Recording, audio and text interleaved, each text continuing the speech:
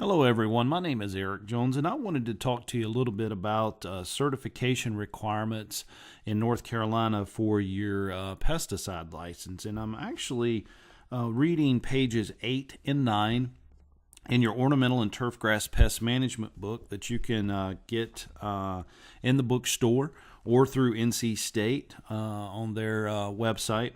And I just wanted to briefly talk about pages 8 and 9. I think this is probably the most important information when starting to study to get your pesticide license, and some just good information. And I wanted to do this in a podcast versus a full-blown video lecture because it is a short couple pages, and I'd like for you to read it, listen to the podcast here on it, and we'll go from there. A lot of this information will also be covered in your video lectures that will be available very, very shortly. But anyone in the state of North Carolina who applies pesticides for a fee must be licensed with the North Carolina Department of Agriculture and Consumer Services. Or you must work underneath the direct supervision of a licensed pesticide applicator. And I want to talk a little bit about that because a lot of people start thinking, hey, can I work for my uncle who lives in Raleigh and just say that I'm working under his pesticide license if they live here in Forsyth County? The answer is no. You must be under the direct supervision, as it just states in the book. Now, the licensed pesticide applicator does not have to be on site, but they need to be within direct communication, a phone call away, so that if there's any instance or mishaps or any questions about the pesticide, you should be able to get in touch with that licensed applicator very, very shortly, and they arrive on site shortly after. So we see that all the time. You see guys, well, I'm spraying underneath so-and-so's license. No. You need to be in the same company, the same branch office, and have that direct communications with the licensed pesticide applicator.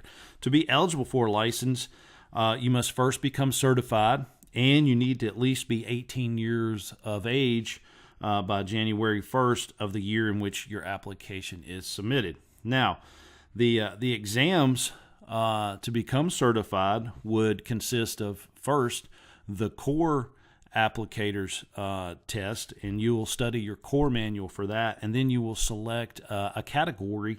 And in our case, we are selecting category L for the ornamentals and turf. And I like to think of L as, maybe lawn and landscape.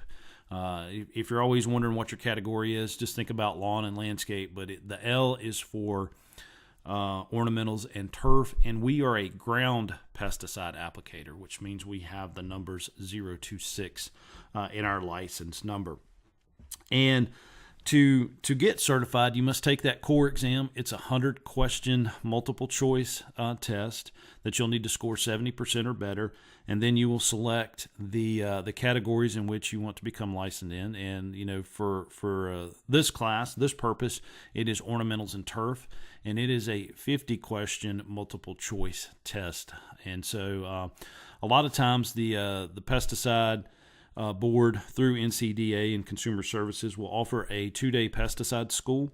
It's not necessary for you to go to this school. You can actually go and just take the exam, and the exam will always be offered on the second day of the pesticide school. And there is a link on the NCDA's website that will have a list of all the up-and-coming 2-day pesticide schools and exam locations. So if you're interested in that, I would go ahead and start looking and seeing when the next possible test or the 2-day school.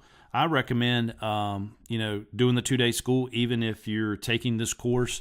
It's a good refresher. I will be honest with you, I took the 2-day pesticide school in January of 2018 after having my pesticide license for 21 years.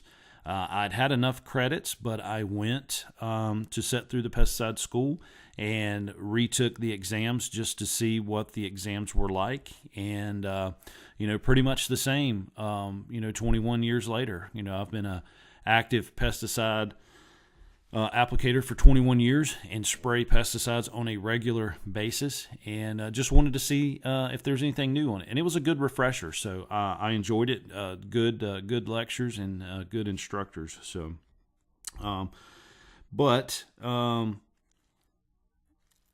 when you go and take the exam, guys, make sure that you take a government-issued photo ID, like your driver's license, military ID, or whatever.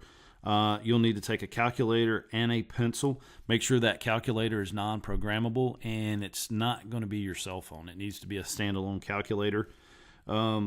If you fail the exam, guys, you are eligible to take the exam 2 more times within the same calendar year.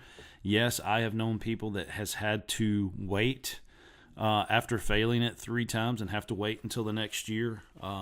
That's why I really believe in reading these manuals, going to these courses, and studying your pesticides. It's no joke when you have to pay the exam fees every time to go back and retake. Your commercial applicators are the ones who are going to apply pesticides in a landscaping business or on a golf course or any other privately owned sites. These commercial applicators are, once they pass both the core and their category test, they're going to have to pay a $75 fee to maintain their license. And with this license, you're going to renew it every year. They're going to renew on December 31st. But you must also acquire 10 CEUs within a 5-year period. So we're going to take the pesticide exam. We pass both of our exams. The state is going to notify us that we've passed. Usually within a week to 10 days, you'll be notified on the board's website. You can check and see whether or not you've passed on the pesticide section of the NCDA CS website. And you'll know your candidate number, and that's how you'll look it up. They'll put the scores up by that. And then they will email you a license application because you have passed the applicator's core and category exams. And then you'll pay that $75 each year to be able to apply pesticides to people's properties. Public operators are also required to have a pesticide license, and these are individuals that are employed with the federal, state, or local government. They do not need to pay the license fee, but they must submit a signed license application form each other as well. Now, public utility employees are considered public operators, but they must pay the $75 fee. Again, we're designated Category L. I like to remember it because I'm in the lawn and landscape business, and we will have to renew our license by December 31st each year. Those 10 hours of CEUs must be earned by June 30th of the 5th year of certification to renew it.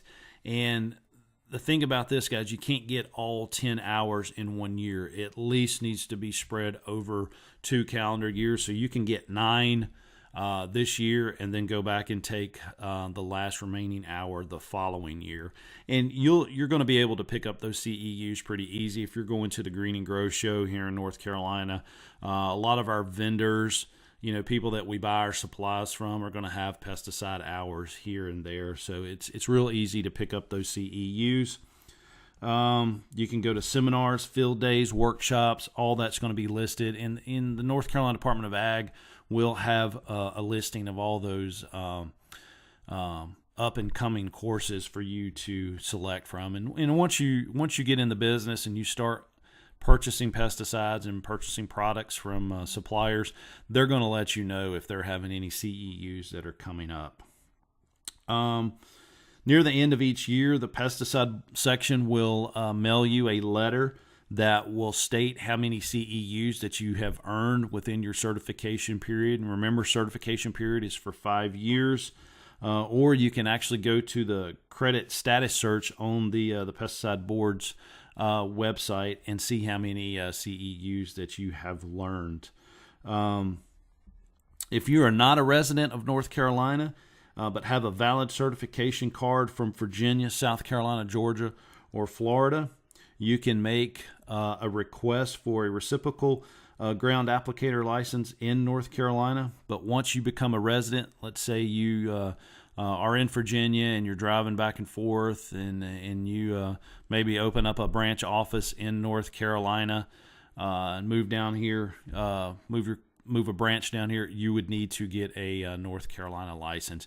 And to do that, unfortunately, you would have to take the core and category exams to become fully licensed in North Carolina. So the annual cost of a reciprocal license is $75, just like it is for North Carolina residents. So guys, hope this podcast helps a little bit on the certification requirements for your pesticide and pesticide license in North Carolina. So I appreciate you tuning in, and I'll see you in the next one. Thank you.